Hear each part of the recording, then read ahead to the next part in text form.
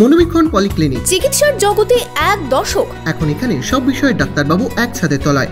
Phone করুন 7477999515 এই নম্বরে।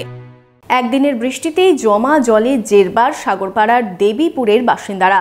রাস্তার জল ঢুকেছে বেশ কয়েকটি বাড়িতেও। দেবীপুরের বাসিন্দারা চাইছেন দ্রুত সমস্যার সমাধান। আপনার আনন্দে আমাদের উদযাপন। বিয়ে হোক বা পার্টি, বহরমপুরে এবার luxury banquet hall at golden retreat. জেলায় একমাত্র পিলারলেস ব্যাঙ্কোয়েট, আছে স্পা, সালন, ক্লাব মেম্বারশিপের সুযোগও। বহরমপুর শিল্প তালুকে গোল্ডেন রিট্রিট। একদিনের বৃষ্টিতে জমা জলে জেরবার সাগরপাড়ার দেবীপুর বাজার এলাকার বাসিন্দারা। শুধু রাস্তায় নয়, জল ঢুকেছে বেশ কয়েকটি বাড়িতেও। স্থানীয়দের অভিযোগ, এলাকায় পুকুর ভরাট হয়েছে। জল নিষ্কাশনের ব্যবস্থা না থাকায় এই জল জমছে রাস্তায়।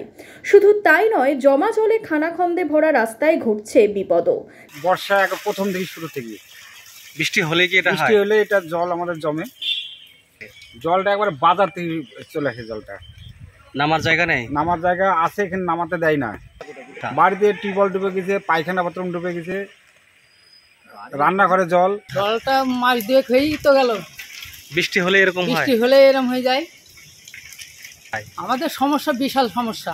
সমস্যার সমাধান না হওয়া পর্যন্ত তো আমাদের অসুবিধা। এই রাস্তা চলাফেরার মতো যোগ্য আছে নাকি? কুয়া টুয়া আছে নাকি? এর উঠি সব একবারই হয়ে গিয়ে।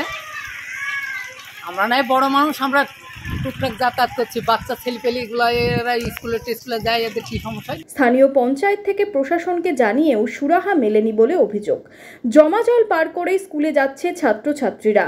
শুধু তাই নয়, নোংরা জল পেরিয়েই যাতায়াত করতে হচ্ছে এলাকার বাসিন্দাদের। এই সমস্যা দীর্ঘদিনের, বেশ কয়েক বছর যাবত এই রাস্তায় এইভাবে জল জমছে। লোকাল প্রশাসনিক আধিকারিক, পঞ্চায়েতে বলে কোনো সুরাহা হয়নি। পাশে একটা ড্রেন করেছে সাময়িকভাবে ঠিকই, কিন্তু সেই ড্রেন দিয়ে জল সঠিকভাবে নিষ্কাশন হয় না। তার কারণ পুকুর ভরাট হয়ে গিয়েছে, সেই পুকুর থেকে জল অন্য জায়গায় যাওয়ার কোনো ব্যবস্থা নেই।